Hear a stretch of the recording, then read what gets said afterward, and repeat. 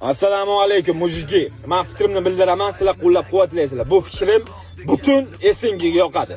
Hozir abbakam unga qarshi Fazliddin. Menga vizit tashlayotgan Kamil Urdak. Живой вот так стару.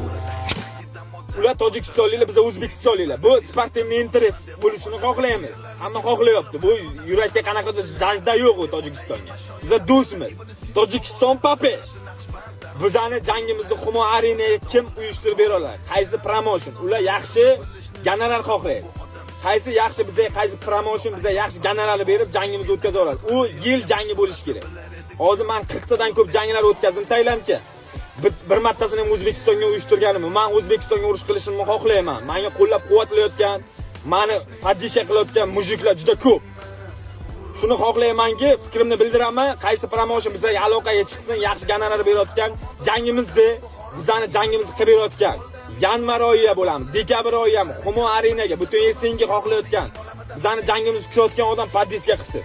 O'zbekiston aqli, kallasi kompyuter, ko'zi ventilator, qo'li avtomat, oyog'i Ferrari. Shunaqa O'zbekistonliklar, bizning orqamizda O'zbekiston turibdi. Bizning jangimizni xohlayotganlar ko'p.